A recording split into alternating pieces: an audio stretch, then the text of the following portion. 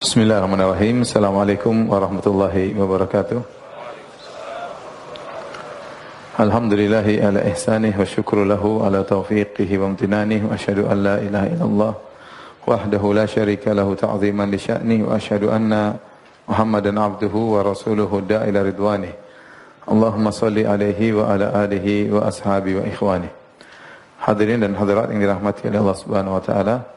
Alhamdulillah, puji dan syukur kita panjatkan kepada Allah atas segala karunia yang Allah berikan kepada kita. Salawat dan salam semoga tercurahkan selalu kepada junjungan kita Nabi Muhammad sallallahu alaihi wasallam, juga kepada keluarganya serta seluruh sahabat beliau tanpa terkecuali. Kita lanjutkan pembahasan kita dari Sirah An-Nabawiyah dan kita masuk pada pembangunan Masjid Quba. Sebagaimana kita jelaskan pada pertemuan lalu, tatkala Nabi sallallahu alaihi wasallam tiba di Madinah, Nabi sallallahu alaihi wasallam tidak langsung menuju ke pusat kota Madinah, tapi Nabi sallallahu alaihi wasallam mampir di daerah selatan kota Madinah, yaitu daerah Quba. Yang di situ Nabi kemudian berdiam di situ beberapa waktu, kemudian untuk membangun Masjid Quba. Dan Masjid Quba inilah yang dipuji oleh Allah Subhanahu wa taala dalam Al-Qur'an surat At-Taubah, la masjidun ussisa 'ala taqwa min awwali yaumin ahaqqu an taquma fih. Sungguh Masjid Quba itu adalah masjid yang pertama kali dibangun di atas ketakwaan di hari pertama, min awwali yaumin, di hari yang pertama, ya. Dan ini menunjukkan tentang keistimewaan Masjid Quba. Oleh karenanya begitu mulianya Masjid Quba sampai Nabi SAW setiap hari Sabtu beliau pergi ke Masjid Quba, ya.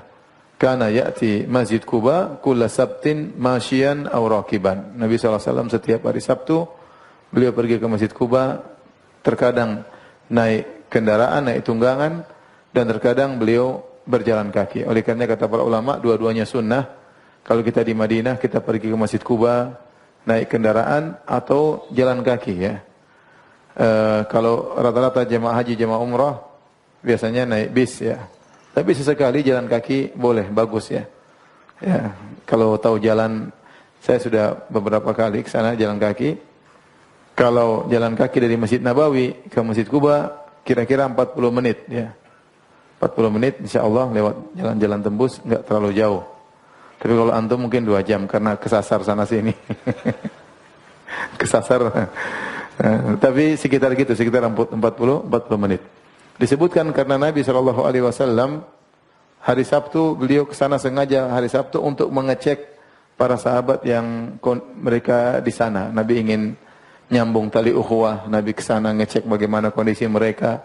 Dan jelas Masjid Quba ini punya kenangan di hati Nabi sallallahu alaihi wasallam karena dia masjid yang pertama dalam sejarah Islam. Masjid yang pertama dalam sejarah Islam itu Masjid Quba. Dibangun sebelum Masjid Nabawi, ya. Dan Nabi SAW mengabarkan tentang keutamaan Masjid Quba.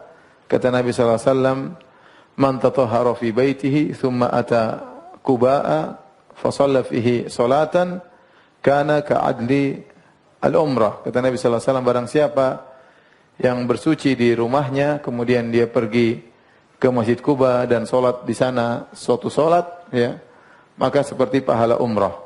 Para ulama menjelaskan solat sini solat apapun. Kalau ke Masjid Quba mau solat sunnah, mau solat wajib, ya, selama solat itu disyariatkan, maka seorang kalau solat di sana, dia bersuci di rumahnya kemudian sampai sana dia solat, maka dia mendapatkan pahala umrah. Dan ini ganjaran yang sangat agung.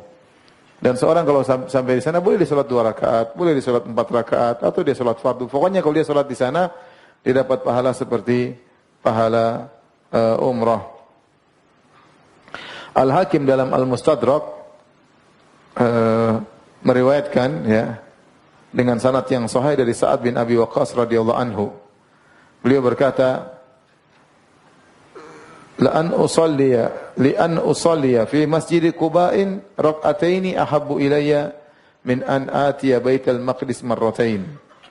Walau ya'lamuna ma fi Quba la tarabu ilaihi akbadal ibil. Kata Sa'ad bin Abi Waqqas radhiyallahu anhu, sungguh aku salat di Masjid Quba 2 rakaat saja lebih aku sukai daripada aku mendatangi Masjidil Aqsa 2 kali. Seandainya mereka mengetahui tentang keutamaan Masjid Quba, mereka akan bersafar menuju ke Masjid Quba. Ini perkataan Sa'ad bin Abi Waqqas yang menunjukkan keutamaan salat di Masjid Quba. Setelah Nabi SAW membangun Masjid Quba, tentunya kata para ulama ini menunjukkan konsentrasi Nabi penuh tentang masjid. Karena masjid adalah pusat kegiatan Islam. Masjid dahulu bukan cuma buat salat aja, ya. Para sahabat kumpul di sana, rapat di sana, kegiatan dakwah di sana, ya. Ada masalah kemasyarakatan mereka diskusikan di masjid. Ya, pendidikan mulai dari masjid, dan itu adalah markas Islam. Ya, oleh karenanya yang pertama kali dibangun oleh Nabi SAW adalah masjid. Nabi belum bangun yang lain. Yang pertama yang penting masjid dibangun dulu. Setelah Nabi selesai bangun masjid, kemudian Nabi SAW naik di atas tunggangannya. Kemudian Abu Bakar dibonceng oleh Nabi SAW. Kemudian Nabi SAW berjalan meninggalkan daerah Quba menuju kota Madinah. Waktu Nabi SAW berjalan bersama Abu Bakar, maka datang sekelompok dari Banu Najjar, yaitu kaum Ansar, yang mereka datang mengelilingi Nabi SAW sambil menghunuskan pedang mereka. Ya, mereka pun mengiringi Nabi SAW dalam perjalanannya. Kemudian di tengah perjalanan, waktu itu Nabi SAW meninggalkan Quba hari Jumat. Di tengah perjalanan Nabi mendapati waktu duha, ya, atau waktu Jumat di sebuah tempat lembah yang disebut dengan Wadi Ronuna. Lembah Ronuna. Kemudian Nabi SAW pun sholat Jumat di situ bersama sekitar 100 orang para sahabat. Dan beliau masih menghadap Baitul Maqdis, karena selama Nabi di Madinah, awal datang ke kota Madinah, kiblat belum ke Ka'bah, masih di Baitul Maqdis. Maka Nabi pun sholat Jumat di sana.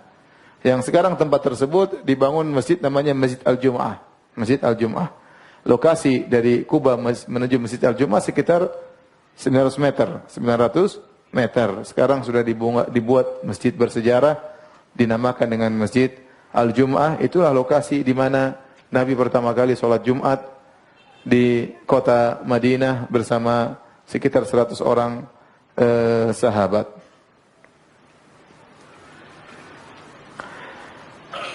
Adapun di Mekah Nabi tidak pernah sholat Jumat, dan itu Jumat pertama kali Nabi kerjakan. Ya. Adapun di Mekah Nabi tidak pernah sholat Jumat karena kondisi tidak memungkinkan, karena Jumat butuh khutbah, butuh tempat orang berkumpul, sementara mereka di Mekah mereka diintimidasi, disiksa, ya, dipersulit oleh kaum musyrikin sehingga Nabi tidak berkesempatan sholat Jumat. Baru pertama Nabi sholat Jumat tatkala tiba di kota Madinah. Kemudian berangkatlah setelah sholat Jumat, Nabi melanjutkan perjalanan menuju pusat kota Madinah. Dulu Quba itu bukan Madinah, ya. Quba itu luar kota, ya. Kalau sekarang ya Quba sudah masuk kota Madinah, ya. Karena Madinah semakin luas. Dulu kota Madinah kecil, ya. Kata para ulama, kota Madinah dahulu itulah Masjid Nabawi bersama pagarnya. Itulah kota Madinah zaman dahulu. Seluas itu. Jadi kalau ada orang keluar pagar Masjid Nabawi, keluar kota berarti.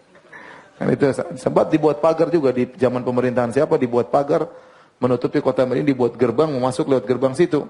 Itulah kota Madinah dahulu, artinya rumah-rumah berputar di sekitar situ saja, ya. Sehingga namanya Quba jauh, ya. Apalagi Zulhulaifah itu juga luar kota, Bir Ali luar kota, ya. Jadi Quba dulu bukan Madinah, Quba lain, Madinah lain. Tapi sekarang Quba sudah masuk areal kota Madinah. Maka Nabi berangkat dari Quba menuju kota Madinah, ya.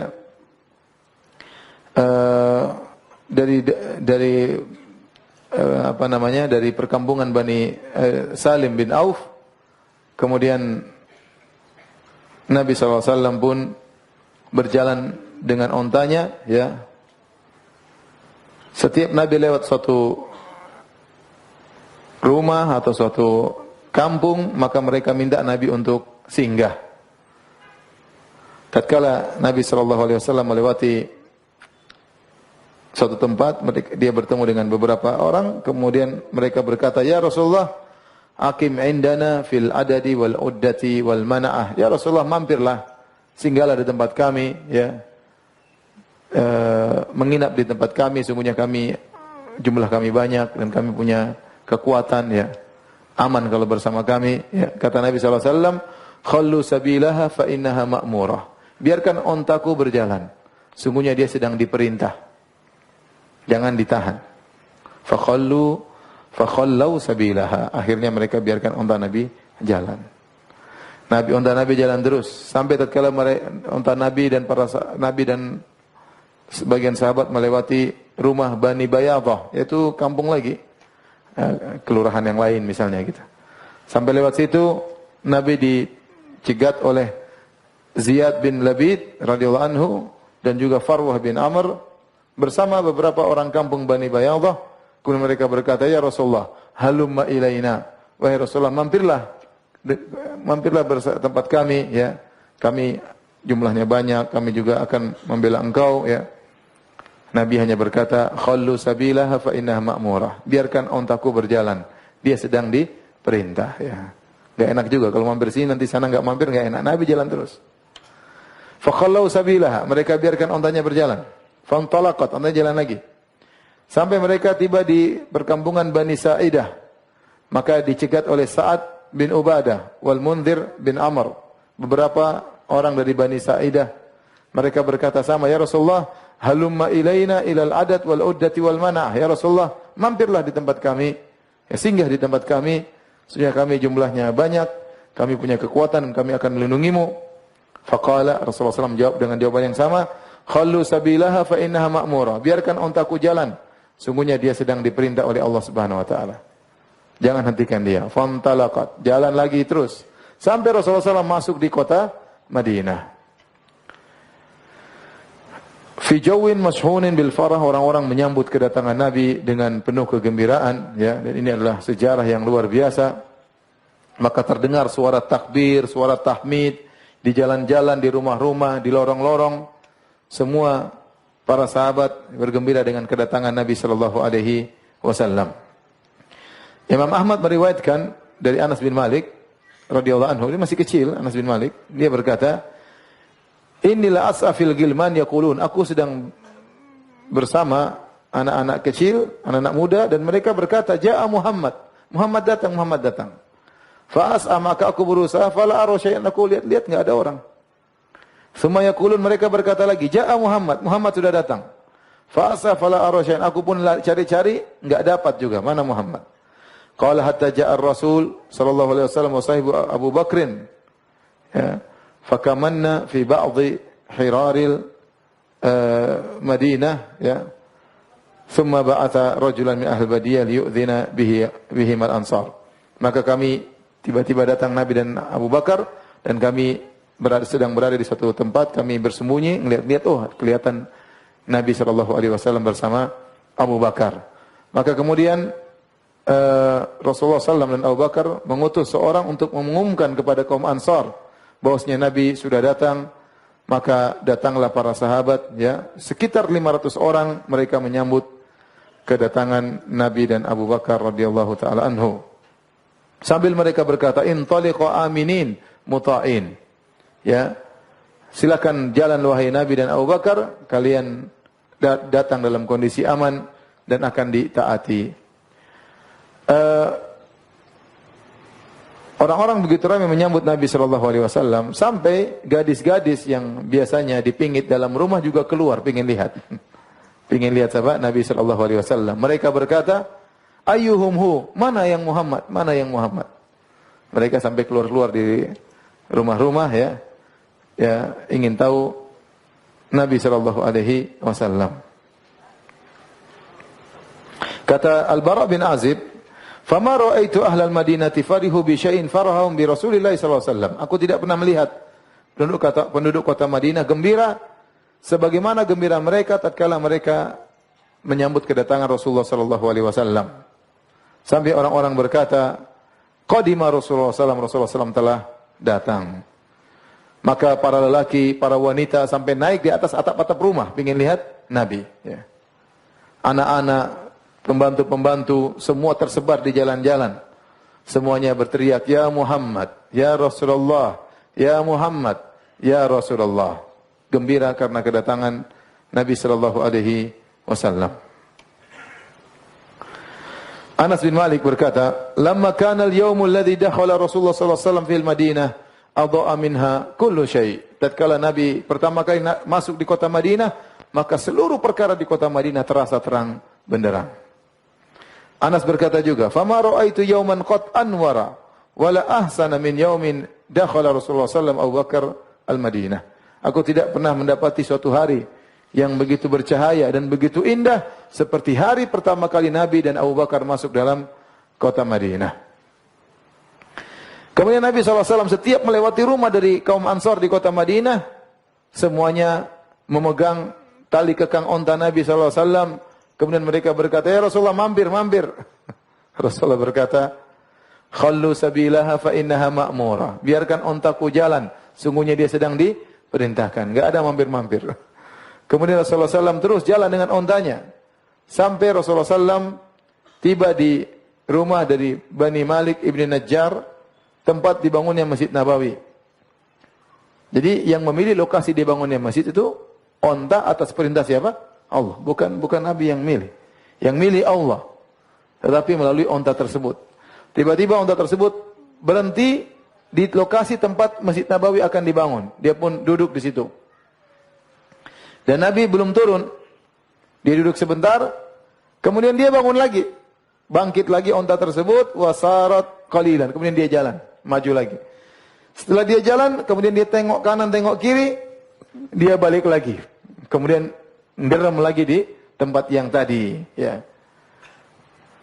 Maka disitulah tempat dibangun Masjid Nabawi tatkala dia sudah di situ, ya, dan itu lokasi tempat mirbat litamar, yaitu tempat pengeringan korma. Kalau mereka panen korma, mereka keringkan supaya korma tersebut mungkin lebih baik, ya.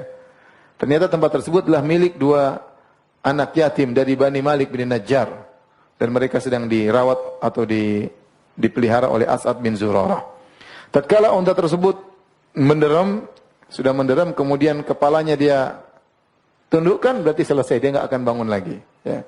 Maka Nabi pun turun dari ontanya, ya. Persis di depannya ada rumahnya Abu Ayyub Al-Ansari radhiyallahu anhu. Maka Nabi berkata, "Hadza insya'allahul manzil." Insyaallah disinilah tempat untuk tinggal. Ya, dan ini tentunya seperti saya katakan tadi, bahwasanya onta tersebut berjalan menuju tempat tadi atas petunjuk Allah Subhanahu wa taala. Makanya dia mengatakan, "Khallu sabilaha fa innaha ma'mura." Biarkan dia berjalan, itu perintah Allah Subhanahu wa taala. Kemudian Nabi SAW berkata dalam sebagian riwayat, "Anzilu ala Bani Najjar akhwali Abdul Muttalib ukrimuhum bidzalik." Rupanya Nabi di tempat bangun Masjid Nabawi itu di kampungnya Bani Najjar. Bani Najjar ini siapa? Bani Najjar ini adalah keluarga ibunya Abdul Muttalib. Ibunya Abdul Muttalib. Jadi kan Nabi namanya Muhammad bin Abdullah bin Abdul Muttalib bin Hashim. Kenapa? Karena Hashim itu, sebagaimana kita pernah jelaskan di awal pengajian, Hashim dia tinggal di Mekah dan dia suka berdagang ke Syam. Suatu hari dia pergi ke negeri Syam, dia mampir dulu di kota Madinah sebelum pergi ke negeri Syam. Waktu mampir di kota Madinah, dia menikah dengan seorang wanita dari Bani Najjar, namanya Salma binti Amr. Maka dia menikah dengan wanita tersebut, kemudian dia berdagang ke negeri Syam, akhirnya meninggal di sana. Ternyata waktu dia meninggal, istrinya hamil. Maka lahirlah seorang anak namanya Syaibah. Kakeknya Nabi SAW, Syaibah. Disebutkan waktu dia lahir ada semacam uban di kepalanya, maka dinamakan dengan Syaibah. Syaibah itu artinya uban. Kemudian tinggallah Syaibah bersama ibunya Salma binti Amr An-Najariyah di kota Madinah sampai sekitar umurnya 8 tahun. Sementara Hashim ini yang dia adalah pembesar kota Mekah, ya. Dia punya adik namanya Al-Muttalib. Dia punya adik namanya siapa? Al-Muttalib. Nah, waktu Hashim meninggal dunia, maka yang pegang pengaturan kota Mekah namanya Al-Muttalib. Rupanya Al-Muttalib diberitahu kabar ternyata dia punya ponakan anaknya Hashim di kota Madinah. Maka akhirnya Al-Muttalib pun nyusul ingin jemput anak kakaknya yaitu Syaibah, maka dia perlu pergi ke kota Madinah. Maka dirayulah ibunya, biarlah Syaibah tinggal sama kami. Akhirnya kata ibunya jangan, akhirnya Muttalib merayu, nanti insya Allah dia akan mendapatkan kedudukan karena bapaknya dulu seorang tokoh di kota Mekah. Akhirnya diizinkanlah Syaibah untuk pergi ke kota Mekah. Waktu Syaibah pergi ke kota Mekah, dibonceng oleh omnya namanya Al-Muttalib. Masih nyambung gak ini? Kalau namanya Joko, gampang. Al-Muttalib, Hashim, Salma. Akhirnya berangkatlah Syaibah, digonceng oleh Al-Muttalib masuk di kota Mekah. Waktu dia masuk di kota Mekah, orang-orang menyangka karena mereka tahu Muttalib tidak punya anak seperti ini. Maka mereka menyangka itu budaknya Muttalib. Maka mereka panggil dengan Abdul Muttalib. Artinya budaknya si Al-Muttalib. Ternyata itu bukan budaknya, ini adalah ponakannya. Itulah kakek Nabi SAW, Abdul Muttalib. Nama aslinya adalah Syaibah. Nama aslinya adalah apa? Syaibah. Jadi kakek Nabi itu, Al-Muttalib itu, ibunya namanya Salma binti Amr An-Najjariyah. Penduduk kota Madinah dari kaum Ansar. Maka waktu Nabi berjalan dengan ontanya, ternyata Allah pilihkan onta tersebut untuk menderem di kampungnya Bani Najjar. Kampung nenek moyangnya. Kampung ibu dari kakeknya. Maka Nabi berkata, Anzil ala Bani Najjar. Aku tinggal di kampung Bani Najjar. Akhwali Abdul Muttalib. Keluarga kakekku Abdul Muttalib. Ukrimuhum bidzalik. Aku ingin muliakan mereka dengan ini. Dengan tinggal di tempat mereka. Jadi Nabi ingin nyambung silaturahmi. Kemudian setelah Nabi tiba di situ, Nabi berkata, Ayu buyuti ahlina akrab. Ya. Mana rumah yang paling dekat di sini? Maka Abu Ayyub Al-Ansari radhiyallahu anhu langsung menimpali. Dia berkata, Ya Nabi Allah, hadhihi dari. Wahai Nabi Allah, wahai Rasulullah, inilah rumahku. Wahadha babi, dan inilah pintuku. Dekat dengan tempat onta menderem. Ya. Faqala lahu sallallahu alaihi wasallam, Fantalik fahayyi lana maqilan. Ayo pergi, siapkan tempat kami untuk menginap. Abu Ayyub pintar. Waktu dia pergi, dia ambil pelananya Nabi dari onta, dia bawa ke rumahnya, biar Nabi enggak pergi. Fahtamala Abu Ayyub rohlan Nabi SAW. Maka Nabi belum masuk, dia duluan. Dia mendahului Nabi, dia ambil pelananya, dia bawa masuk ke rumahnya. Waktu Nabi menuju ke rumah Abu Ayyub, datang seseorang mencegat Nabi dan berkata, Ya Rasulullah, aina tahil? Ya Rasulullah, mau kemana? Sama saya aja, di rumah saya aja. Kata Nabi, Al-mar'u ma'arahlihi. Seorang ikut pelananya di mana? Pelananya sudah di situ, mau dimain. Masa saya di sana, pelananya di sana. Akhirnya, kemudian As'ad bin Zurarah mengambil onta Nabi, kemudian disimpan oleh As'ad bin Zurarah. Adapun Abu Bakar radhiyallahu anhu, sebagaimana kita sampaikan pada pertemuan lalu, Abu Bakar nginap di seorang sahabat namanya Kharijah bin Zaid, yang nanti punya anak namanya Ummu Kulthum, saudarinya Aisyah radhiyallahu taala anha, ya. Jadi saya sampaikan Abu Bakar punya anak perempuan 3, yaitu Asma, Aisyah sama Ummu Kulthum. Asma ibunya kafirah. Ya, ibunya kafirah, ya. Aisyah ibunya namanya Ummu Ruman. Adapun Ummu Kulthum ibunya namanya, kalau nggak salah, Habibah bintu Kharijah, ya. Jadi Abu Bakar berapa istrinya? 3, tidak seperti kita, ya. Jadi ibunya beda-beda. Jadi mereka semua Asma, Aisyah sama Ummu Kulthum bersaudara sebapak lain ibu, Jangan serius banget dengarnya, santai aja. Baik. Hijrahnya Nabi SAW itu di bulan Rabiul Awal. Dan ini adalah kejadian yang sangat berharga dalam Islam, kejadian yang sangat penting dalam Islam. Oleh karenanya, para sahabat menjadikan hijrahnya Nabi sebagai tahun penanggalan.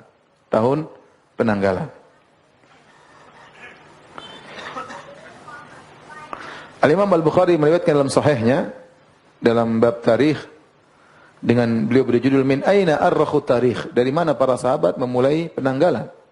Ya. Ternyata para sahabat, kata Sahal bin Sa'ad, dia berkata, ma'addu min mab'atsin Nabi sallallahu alaihi wasallam wala min wafatihi ma'addu illa min maqdamihi al-Madinata. Mereka tidak menjadikan hari tahun penanggalan Islam menjadi patokan dari hari lahirnya Nabi, bukan juga dari hari wafatnya Nabi, tapi dari hari hijrahnya Nabi sallallahu alaihi wasallam. Demikian juga ya dalam riwayat ya Umar bin Khattab radhiyallahu anhu mengumpulkan para sahabat untuk menentukan tanggalan. Bagaimana kisahnya Umar menentukan tanggalan?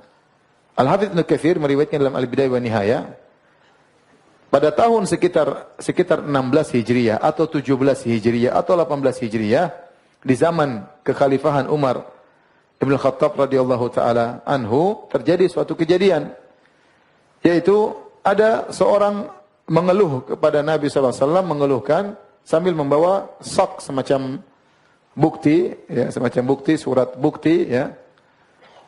Ada orang yang harusnya bayar utang belum bayar-bayar, padahal sudah tertulis dalam surat tersebut dia harus bayar bulan Sya'ban. Sudah jatuh tempo di bulan Sya'ban dan sekarang sudah lewat, tapi dia belum bayar-bayar. Maka dia mengadu kepada Umar bin Khattab radhiyallahu taala anhu. Maka Umar bertanya, ini dalam surat perjanjian ini, Sya'ban yang mana dia harus bayar? Apakah Sya'ban bulan ini, tahun ini, ataukah Sya'ban tahun yang lalu, atau Sya'ban tahun depan? Enggak ada tahunnya, cuma ada bulan apa?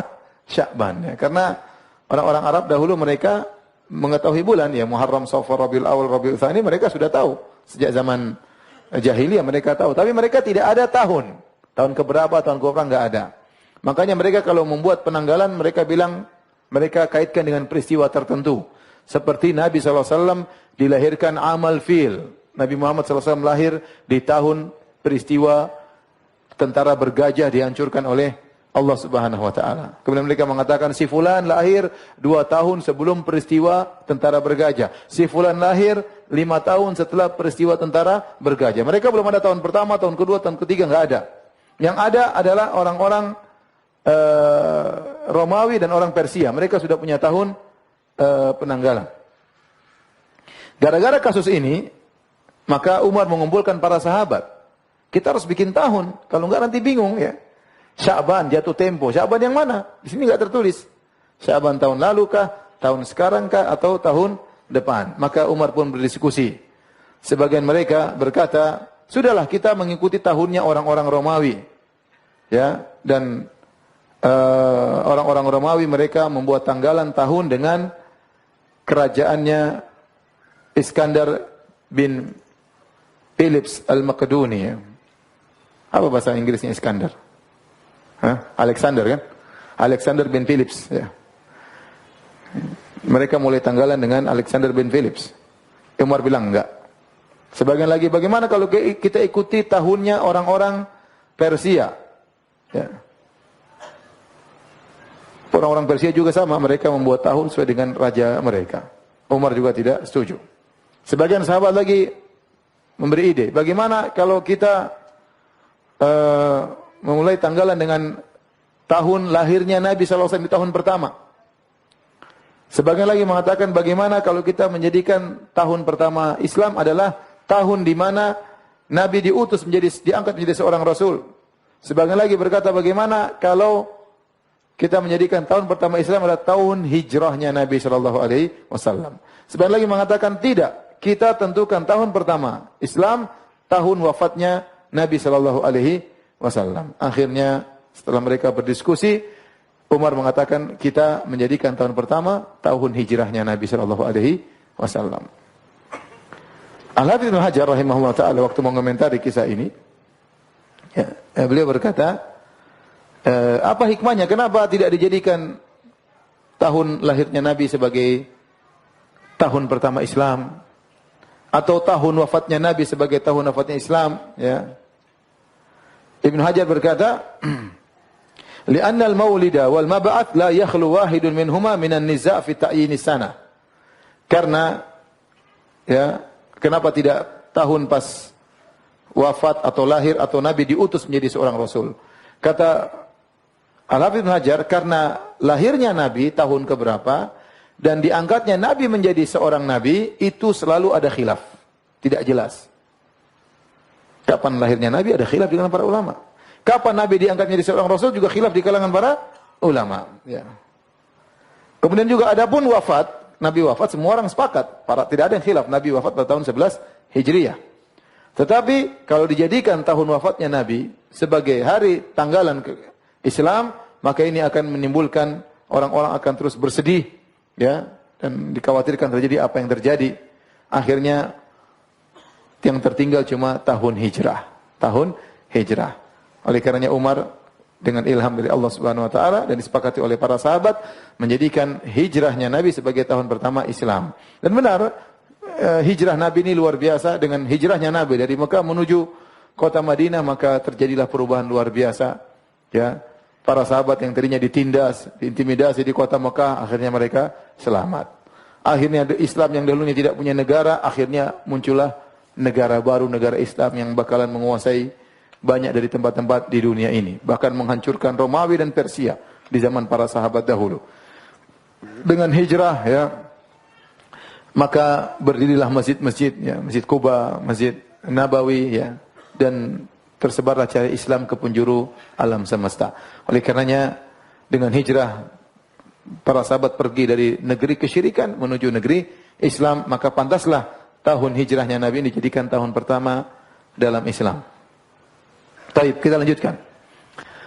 Maka Nabi akhirnya tinggal di rumahnya Abu Ayyub Al-Ansari radhiyallahu taala anhu. Ya. Dan Abu Ayyub tentunya sangat gembira dengan datangnya Nabi sallallahu alaihi wasallam tinggal di rumahnya Abu Ayyub. Rupanya rumahnya Abu Ayyub ini 2 lantai. Lantai pertama, lantai kedua. Nah, Nabi sallallahu alaihi wasallam tinggal di bawah, Abu Ayyub di atas sama istrinya. Abu Ayyub di atas sama istrinya. Itu rumah sederhana tapi dua lantai, ya. Kemudian lama-kelamaan mereka merasa tidak enak. Jadi Nabi tinggal di sini sebulan. Mungkin hari pertama, oke, hari kedua, tapi hari berikutnya mereka merasa enggak enak. Masa kita tiap hari lewat di atas kepala Nabi sallallahu alaihi wasallam? Mereka merasa enggak enak. Masa kita berjalan di atas kepala Nabi sallallahu alaihi wasallam? Akhirnya mereka bagaimana supaya enggak jalan di atas kepala Nabi? Mereka hanya tinggal di pojok-pojokan rumah. Jangan sampai di tengah-tengah. Ditinggal di pojok, jalan ke pojok, biar enggak lewat kepala Nabi sallallahu alaihi wasallam. Akhirnya mereka pun malam itu tidak bisa tidur, renungkan gimana ini kita masa di atas kepala Nabi. Akhirnya mereka pun tatkala pagi hari mereka sampaikan kepada Nabi. Kata mereka, "Ya Nabi Allah," kata Abu Ayyub, "wahai Rasulullah, ya, inni la akrahu wa u'zim an akuna fawqak." Sungguh saya merasa benci dan saya merasa berat kalau saya harus berada di atasmu. Wa takuna tahti, kau di bawahku. Fakun anta fil ulwi wa nanzilu nahnu fanakun fi sufli. Ya Rasulullah, bagaimana kalau mulai hari ini Anda di atas, kami yang di bawah? Nabi mengatakan sallallahu alaihi wasallam, "Ya Aba Ayyub, as-suflu arfaqu bina wa biman yakshahna." Ya Abu Ayyub, di bawah lebih enak. Lagi pula kalau ada tamu tidak repot. Ketemu saya di bawah, suruh naik susah, sudah di bawah aja. Akhirnya Abu Ayyub, udahlah. Akhirnya Nabi tetap di bawah. Kata Abu Ayyub, "Wa kunna fawqahu fil maskan." Kami terus tinggal di atas. Sampai suatu hari ada bejana tempat air milik kami pecah. Maka airnya pun tumpah. Nah, mereka takut air tersebut netes dari atas kena Nabi sallallahu alaihi wasallam. Maka kata Abu Ayyub, "Faqumtu ana wa ummu Ayyub bi qatifatin lana. Ma lana li hafun ghairuha." Kami pun mengambil selimut milik kami dan kami tidak punya selimut kecuali itu saja. Kami untuk agar air tidak tumpah ke bawah kami ambilin. Ya, kami untuk mengeringkan lantai di atas. Khawatir air menetes sampai kena Nabi sallallahu alaihi wasallam. Akhirnya setelah kejadian itu, kata Abu Ayyub, aku pun turun menemui Nabi sallallahu alaihi wasallam. Aku berkata, "La a'lu saqifatan anta tahtaha." Aku tidak mungkin ya Rasulullah. Tidak mungkin saya tinggal di atas suatu atap yang di bawahnya ada dirimu. Rasulullah bilang, "Enggak, saya di bawah aja." Abu Ayyub, "Enggak ya Rasulullah, harus." Terus Abu Ayyub terus ngerayu Nabi sallallahu alaihi wasallam, ya. Dan terus minta, "Ya Rasulullah, kamu di atas saja." Akhirnya Rasulullah SAW pun mengalah, ya, menghormati sahibul bait. Akhirnya Rasulullah SAW naik di atas dan Abu Ayyub pun di bawah. Kata Abu Ayyub, "Wa kunna nasna'u lin Nabi sallallahu alaihi wasallam al-asya." Kami masakan Nabi makan malam. Tsumma nab'ath bihi ilaihi. Terus kami kirim makanan tersebut kepada Nabi sallallahu alaihi wasallam. Fa idza radda alaina fadlahu tayammamtu ana wa ummu Ayyub mawdi asabihi. Nabi dikasih kirim banyak, nanti Nabi mungkin ambil separuh. Mungkin misalnya adonan Nabi ambil separuh, diambil dengan tangannya, sisanya dia turunkan untuk makannya Abu Ayyub sama Ummu Ayyub. Jadi Abu Ayyub hidangkan banyak ya. Nabi ambil secukupnya, Nabi potong dengan tangannya. Begitu Nabi turunkan sisanya, maka kata Abu Ayyub dan Ummu Ayyub, kami pun mencari sisa bekas tangan Nabi, berkah.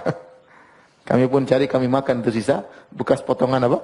Tangan Nabi sallallahu alaihi wasallam karena sudah disentuh oleh Rasulullah sallallahu alaihi wasallam. Fa akalna minhu, kami makan dari sisa sentuhan tangan Nabi sallallahu alaihi wasallam, nabtaghi bidzalikal barakah. Kami berharap mendapatkan keberkahan dari makanan yang sudah disentuh oleh Nabi sallallahu alaihi wasallam. Dan begitulah para sahabat, mereka tahu bahwasanya tubuh Nabi penuh berkah, ludah Nabi berkah, rambut Nabi berkah, keringat Nabi berkah, sehingga mereka berebut-rebutan untuk mencari keberkahan Nabi SAW. Kalau Nabi buang ludah, maka para sahabat, ya tidak, ludah tersebut tidak akan sampai ke tanah, sudah dipegang oleh para sahabat. Sampai suatu hari, kami bikin makan malam, ya. Kemudian di masakan tersebut kami campurkan bawang putih atau bawang merah. Kemudian kami kirim kepada Nabi sallallahu alaihi wasallam. Ternyata Rasulullah SAW tolak. Rasulullah SAW tidak makan sama sekali. Rasulullah SAW lihat mungkin bau bau bawang. Rasulullah SAW turunkan kembali. Waktu diturunkan, dia lihat nggak ada bekas belahan Nabi, nggak ada. Kami faji'tuhu fazian, kami pun takut. Ini kenapa makanannya? Ya Rasulullah, radatta asya'aka, kenapa kau tidak makan ya Rasulullah? Kembalikan makan malammu. Walam arafi maudhi ayadik, aku tidak lihat kau potong sama sekali dari makanan tersebut. Wa kunta idza radattahu alaina, ya, tayammamtu ana wa ummu Ayyub bi maudhi ayadik. Kami biasanya kalau kau ambil, kami biasanya nyari sisa bekas sentuhan tanganmu untuk kami makan. Kami mengharap keberkahan. Tetapi sekarang kenapa kau tidak ambil sama sekali? Ada apa gerangannya Rasulullah? Fama mana'aka minhu, apa yang mencegahmu untuk tidak mengambil makanan kami? Maka Nabi berkata, inni wajadtu fihi riha hadhi syajarah wa ana rajulun unaji. Aku tadi mau makan, aku mencium ada bau bawang. Dan aku tidak bisa karena aku ini unaji, aku sedang berbincang-bincang dengan malaikat. Dan malaikat tidak suka bau bawang. Ya. Maka Abu Ayyub bertanya, "Aharamunhu? Apakah haram ya Rasulullah?" Kata Nabi, "La, tidak haram. Walakinni akrahu, tapi aku tidak suka." Nabi spesial, Nabi karena bincang-bincang dengan malaikat, maka Nabi tidak mau makan apa? Bawang. Adapun kita tidak apa, yang penting kalau ke masjid jangan bau bawang, itu aja. Ya. Karena Rasulullah SAW tidak suka kalau orang ke masjid bau bawang. Sampai Rasulullah SAW pernah suruh orang untuk dikeluarkan dari masjid. Gara-gara dia masuk masjid ternyata mulutnya bau apa? Bau bawang. Fa innal malaikata tata'adza mimma yata'adza minhu banu Adam. Karena malaikat terganggu dengan apa yang manusia merasa terganggu. Tetapi kalau sudah dibakar atau dimasak tidak mengapa ya. Sebagaimana dalam riwayat ya.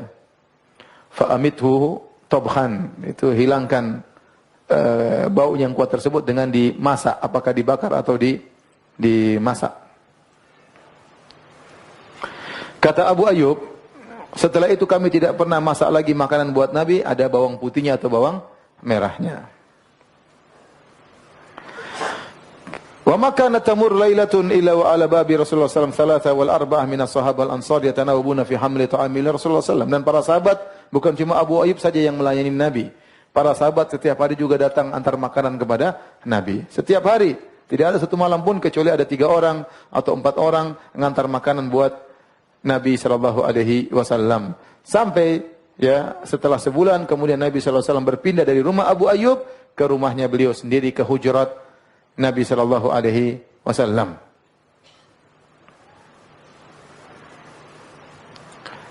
Hadirin dan hadirat yang dirahmati Allah Subhanahu wa taala, berlalu hari-hari ya, Nabi sallallahu alaihi wasallam sudah meninggal ya. Kemudian Ibnu Abbas sudah besar. Ibnu Abbas sampai di masa pemerintahan Ali bin Abi Thalib.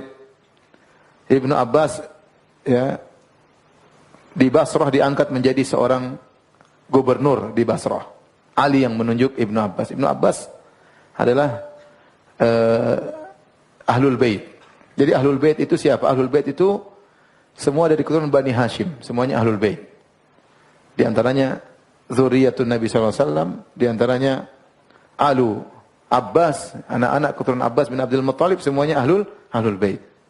Oleh karena saya di Madinah saya punya kawan-kawan, ada yang Ahlul Bait dari keturunan Nabi sallallahu alaihi wasallam, ada yang dari zuriyatul Husain, ada yang dari zuriyat Al-Hasan, dari keturunan Al-Hasan bin Ali bin Abi Thalib. Dan ada juga saya punya teman Ahlul Bait dari keturunan Abbas bin Abdul Muttalib. Mereka juga Ahlul Bait. Keturunan Abbas. Di antara Ahlul Bait adalah Ibnu Abbas. Ibnu Abbas adalah sepupu Nabi sallallahu alaihi wasallam dan dia sahabat junior. Ya. Setelah Nabi sallallahu alaihi wasallam meninggal, Ibnu Abbas suatu saat menjadi wali Al-Basrah, menjadi gubernur di Basrah, ditunjuk oleh Ali bin Abi Thalib. Ya, kebetulan waktu itu Abu Ayyub Al-Ansari sedang datang ke Basrah. Datang menuju Basrah. Dan juga gubernurnya adalah Ibnu Abbas. Maka Ibnu Abbas mendapati kedatangan Abu Ayyub Al-Ansari sebagai kesempatan besar untuk dia membalas kebaikan Abu Ayyub yang pernah melayani Nabi sallallahu alaihi wasallam. Tatkala Abu Ayyub datang ke Basrah, ya, maka Ibnu Abbas pun tahu, dia pun mengosongkan rumahnya. Farraga lahu baitahu, diriwayatkan oleh Al-Hakim dalam Mustadrak yang hasan, ya, dari Habib bin Abi Thabit, anna Abu Ayyub Al-Ansari qadima ala Ibnu Abbas al-Basrata fafarraga lahu baitahu. Tatkala Abu Ayyub datang ke Basrah, maka Ibnu Abbas mengosongkan rumahnya untuk siapa? Abu Ayyub, karena Nabi pernah tinggal di rumahnya Abu Ayyub. Kemudian dia berkata kepada Abu Ayyub, Ibnu Abbas, la asna'anna bika kama sana'ta bi Rasulillah sallallahu alaihi wasallam. Aku akan memperlakukan engkau, wahai Abu Ayyub, sebagaimana pernah kau perlakukan Nabi Muhammad sallallahu alaihi wasallam. Suruh tinggal di rumahnya, dikosongkan, dilayani. Kemudian kata Ibnu Abbas, kam alaika minad dain? Utangmu berapa, wahai Abu Ayyub? Sahabat punya utang, ya. Kata Abu Ayyub, ishruna alfan, saya punya utang 20.000 dinar atau dirham. Banyak itu, 20.000 dinar atau dirham. Maka Ibnu Abbas, fa'atau arba'ina alfan, Ibnu Abbas kasih, bukan cuma 20.000, kasih 40.000. Kemudian dikasih ishrina mamlukan, dikasih 20 budak. Ini ambil duit 40.000. Kalau dinar itu mahal. Dinar, 1 dinar itu 4/4 gram emas sekarang. 1 dinar itu 4/4 gram emas. Seandainya 20.000 dinar, yang jumlah yang banyak. Dikasih 40.000 dinar, dikasih 20 orang budak. Ya. Kemudian dia berkata, laka ma fil bait, semua yang dalam rumah ini punyamu.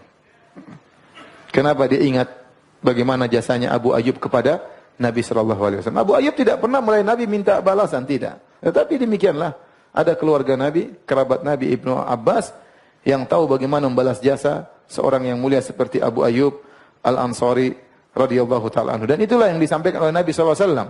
Wa man sana'a ilaikum ma'rufan fakafi'uhu. Barang siapa yang melakukan kebaikan kepadamu, maka balaslah. Kita harus balas budi. Orang yang baik tahu balas budi, ya. Kalau ada orang berbaik sama kita, kita balas dengan sebagaimana yang dia lakukan kepada kita. Fa illam tajidu ma tukafi'unahu, kalau kalian tidak mendapati yang bisa membalas kebaikannya, fad'u lahu, maka seringlah doakan dia. Hatta tarau annakum qad kafa'tumuhu, sampai kalian merasa kalian sudah cukup membalas kebaikan mereka dengan doa yang banyak yang memang pantas untuk dia dapatkan. Jadi kalau ada orang, misalnya ada orang memberi kita hadiah, kalau kita selevel, ya sama-sama kaya atau sama-sama sedang atau sama-sama miskin, ya kita kasih sebagaimana dia kasih sama kita. Kalau dia kasih ayam, kita juga kasih ayam. Kalau kasih ayam, kita kasih kambing, boleh lah, ya. Tapi kalau ada orang misalnya pejabat atau orang kaya, dia tidak butuh harta. Ya mungkin dia butuh hadiah yang lain, sekedarnya menunjukkan kita menghargai pemberiannya. Atau kita doakan dia dalam salat kita, dalam sujud kita, sampai kita merasa bahwasanya kita sudah cukup berbuat baik kepada dia dengan doa tersebut. Kalau kita masih merasa belum cukup, terus doakan dia. Terus doakan dia. Karena kebaikan harus dibalas dengan kebaikan. Islam melarang kita melupakan kebaikan orang lain. Ya. Islam melarang kita melupakan kebaikan orang lain. Makanya dalam hadis kata Nabi sallallahu alaihi wasallam, la yashkurillah man lam yashkurin nas.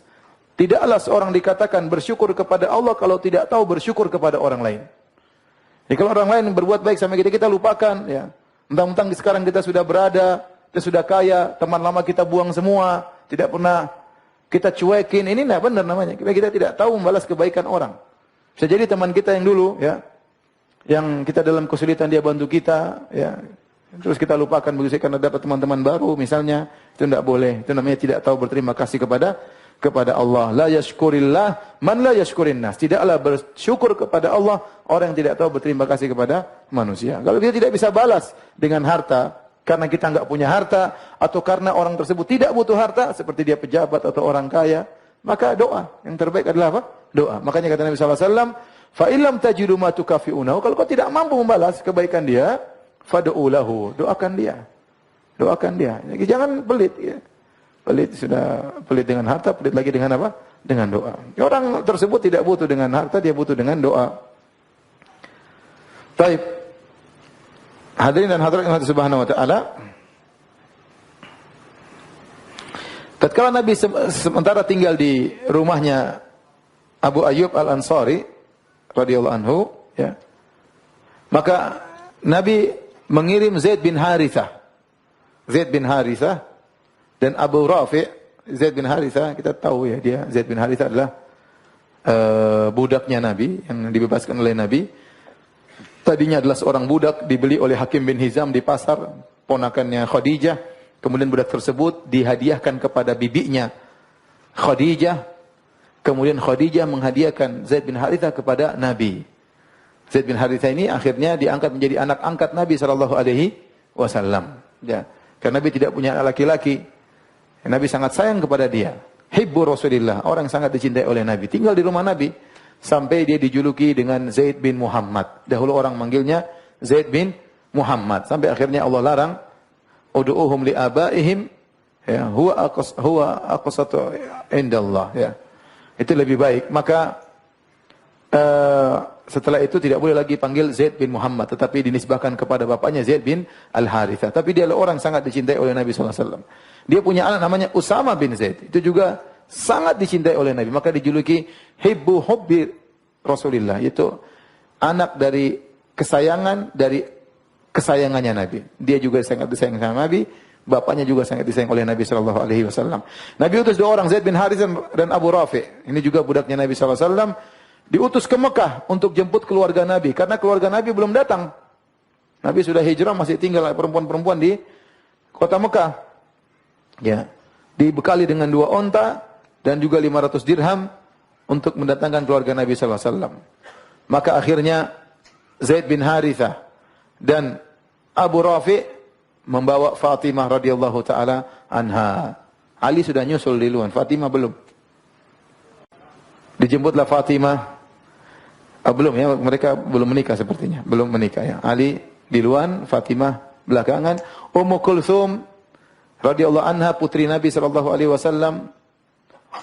Kemudian Saudah binti Zam'ah istrinya Nabi sallallahu alaihi wasallam. Nabi sudah menikah dengan siapa? Saudah. Kemudian Ummu Aiman, yaitu hadinat Rasulullah SAW, dulu pernah mengayomi Nabi SAW, dan dia adalah istrinya Zaid bin Harithah. Kemudian anaknya Usamah bin Zaid. Ya. Adapun putri Nabi Zainab, waktu mau diajak ke kota Madinah, maka Zainab tidak mau. Kenapa? Bukan dia tidak mau, tapi dia dilarang oleh suaminya. Suaminya itu yaitu Abul As bin Rabi' masih musyrik. Masih apa? Musyrik. Ya. Adapun Ruqayyah, putri Nabi SAW, sudah duluan berangkat ke kota Madinah bersama Utsman bin Affan, suaminya, radhiyallahu taala anhum ajma'in. Ya, maka akhirnya keluarga Nabi pun datang. Demikian juga Abu Bakar As-Siddiq suruh mengambil keluarganya, maka datanglah Ummu Ruman, istrinya Abu Bakar, ibunya Aisyah. Kemudian Aisyah dan Asma radhiyallahu taala anhuma, kemudian mereka pun datang tinggal bersama Abu Bakar di kota Madinah. Tatkala hijrah, lahirlah seorang sahabat mulia namanya Abdullah bin Zubair. Abdullah bin Zubair, anaknya Asma bintu Abu Bakar. Ya, tadi sudah saya bilang, Asma bintu Abu Bakar, saudari sebapaknya siapa? Aisyah. Abu Bakar ini anak perempuannya ada berapa? 3. Asma, Aisyah dan Ummu Kulthum. Asma binti Abu Bakar menikah dengan Zubair bin Awam. Zubair bin Awam juga kerabat dengan Nabi sallallahu alaihi wasallam. Anaknya bibinya Nabi sallallahu alaihi wasallam, Zubair bin Awam. Dari Zubair bin Awam menikah dengan Asma binti Abu Bakar punya anak 2. Terkenal dalam hadis-hadis. Yang pertama Abdullah bin Zubair, dia seorang sahabat lahir di tahun pertama hijrahnya Nabi sallallahu alaihi wasallam. Dan ada lagi anaknya kedua namanya Urwah bin Zubair, sering juga meriwayatkan hadis dari Aisyah radhiyallahu anha, dan Urwah bin Zubair ini tabi'in karena dia tidak menemui Nabi sallallahu alaihi wasallam. Abdullah bin Zubair sahabat. Ketika Asma sampai di kota Madinah dalam kondisi hamil, tiba di kota Madinah kemudian dia melahirkan anaknya Abdullah bin Zubair. Waktu Abdullah bin Zubair lahir, maka ibunya Asma datang membawa putranya Abdullah bin Zubair kepada Nabi sallallahu alaihi wasallam agar ditahnik oleh Nabi sallallahu alaihi wasallam. Maka Nabi pun mengambil korma, dan itu kebiasaan para sahabat kalau mereka punya anak dibawa langsung ke Nabi sallallahu alaihi wasallam. Maka Nabi pun menggigit korma, melumat-lumat korma, kemudian Nabi pun ambil korma tersebut, dia masukkan ke dalam mulut Abdullah bin Zubair, dimasukkan, dan itu yang pertama kali masuk dalam mulut Abdullah bin Zubair, korma bersama air liur Nabi sallallahu alaihi wasallam. Dan itu kebiasaan para sahabat, dan Nabi namakan anak tersebut dengan Abdullah sambil didoakan keberkahan.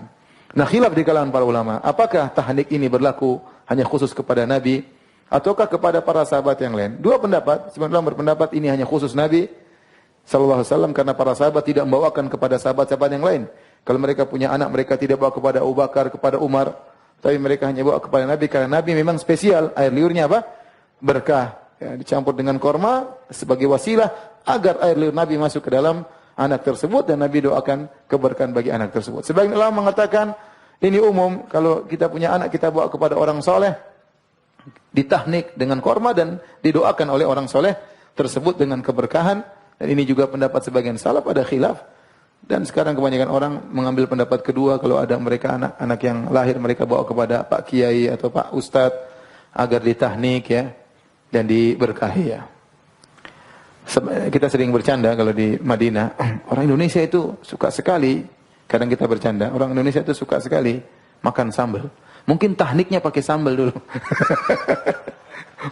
Karena orang Arab nggak suka makan sambal, mereka suka yang manis-manis. Benar, karena tahniknya korma. Indonesia kalau nggak ada sambal nggak bisa makan. Nah, ini berarti dulu tahniknya pakai apa? Sambal. Istilah aja. Saya masih ingat Suatu saat kita di kampus, tiba-tiba orang rame, heboh, orang keluar semua, kan kampus tuh di asrama. Asrama berapa tingkat? 4 tingkat, kamar semua, lantai pertama, lantai kedua, lantai ketiga, lantai 4 kamar semua. Tahu-tahu suatu malam orang-orang keluar dari, saya tinggal di asrama situ, orang keluar semua, rame. Wah, apa ini ribut? Ternyata apa? Orang Indonesia ada masak ikan asin. Itu bau kita rindukan sekali di Madinah. Sementara mereka mau muntah cium bau itu, mereka keluar semua ngamuk. Gara-gara ikan asin. Sama, sambal itu enak bagi kita, bagi mereka nggak enak.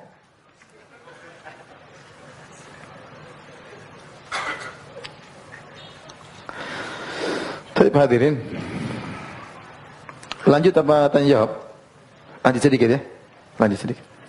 Kota Madinah adalah kota yang dikenal dengan kota pembawa demam. Demam di sana dikenal dengan Hummal Madinah. Demam kota Madinah. Orang yang tinggal sana pasti kena demam. Kalau saya katakan, saya sering sampaikan ibarat di Papua dikenal dengan malaria. Orang ke Papua pasti kena malaria. Nah, orang kalau ke kota Madinah pasti kena demam Madinah.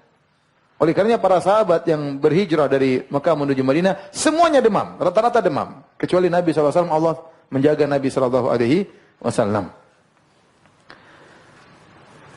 Al-Imam Ahmad meriwayatkan dengan sanad yang sahih dari Ali bin Abi Thalib, beliau berkata radhiyallahu anhu, lamma qadimna al-Madinata asabna min thimariha fajtawainaha wa asabana biha wa'kun. Tatkala kami tiba di kota Madinah, enak kami makan buah-buahan kota Madinah, tetapi kami enggak cocok dengan cuacanya, maka kami pun terkena demam. Akhirnya kaum Muhajirin terkena demam tatkala itu, dan mereka sangat kesulitan demam, tapi mereka tetap sholat di masjid, dan mereka sholat dalam kondisi duduk. Enggak kuat berdiri. Demamnya parah. Al-Imam Ahmad meriwayatkan dari Anas bin Malik radhiyallahu anhu, Nabi waktu datang kota Madinah dan wahiyya Muhammadun, yaitu kota Madinah penuh dengan demam, fahumman nas, maka orang-orang pun terkena demam. Fadakhala Nabi sallallahu alaihi wasallam al-masjid. Nabi masuk ke Masjid Nabawi, wan nasu qu'udun yusallun, orang-orang duduk sambil salat dalam kondisi apa? Duduk. Semua duduk dalam kondisi apa? Duduk. Rupanya sakit semuanya. Tapi subhanallah, mereka sakit, mereka semangat kemana? Ke masjid, ya. Maka Nabi berkata, Nabi komentari mereka. Salatul qa'id nisfu salatil qa'im. Kata Nabi, orang yang duduk itu salatnya setengah pahalanya daripada salat orang berdiri. Kata Anas, fatajassaman nasu salata qiyaman. Maka orang-orang berusaha berdiri. Tidak mau dapat pahala separuh. Lihat para sahabat, sakit-sakit pingin dapat pahala sempurna.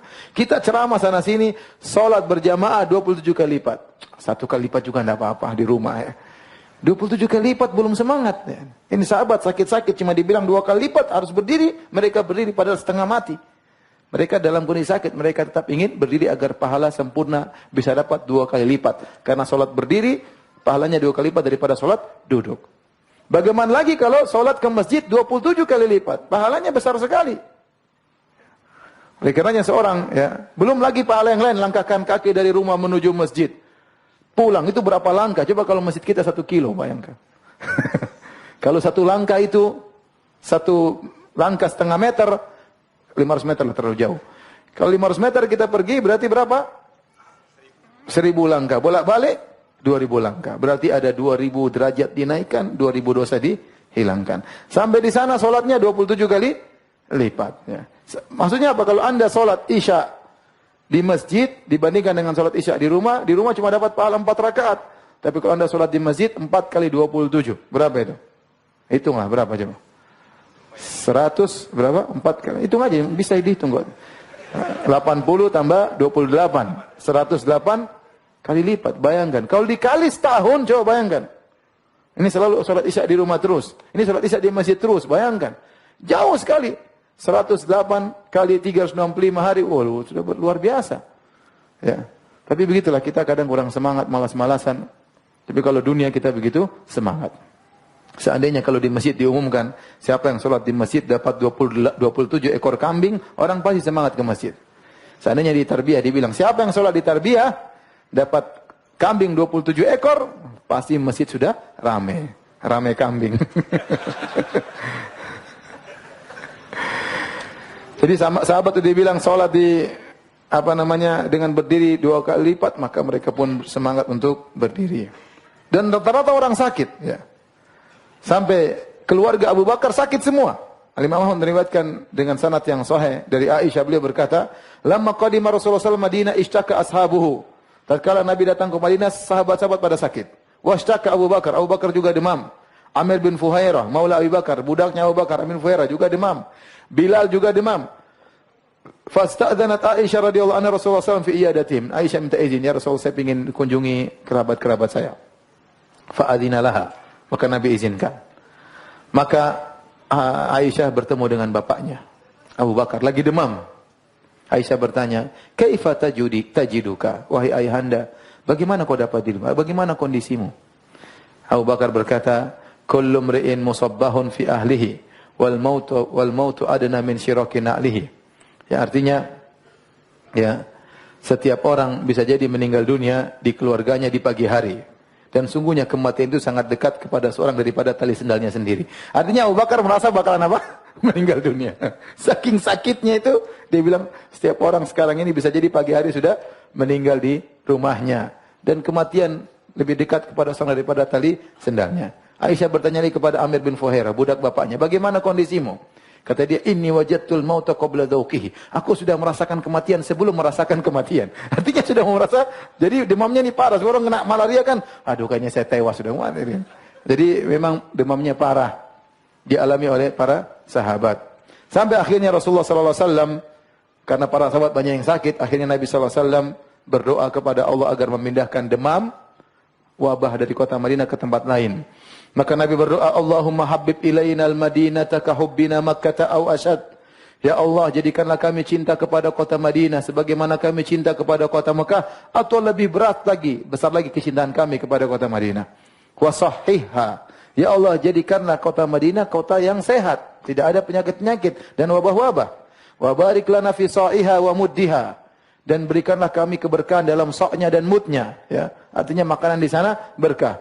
Wangkul hummaha. Pindahkanlah demamnya, faja'alha fil Juhfah. Pindahkanlah demamnya ke kota Juhfah. Dalam riwayat yang lain, Nabi SAW berkata, setelah Nabi berdoa, Ra'aitu ka'annam ra'atan sauda'a tha'iratan ra'si kharajat minal Madinah. Dalam mimpiku aku melihat ada seorang wanita berkulit hitam, rambutnya berdiri, keluar dari kota Madinah. Hatta qamat bi mahya'ah, sampai dia pergi ke Juhfah.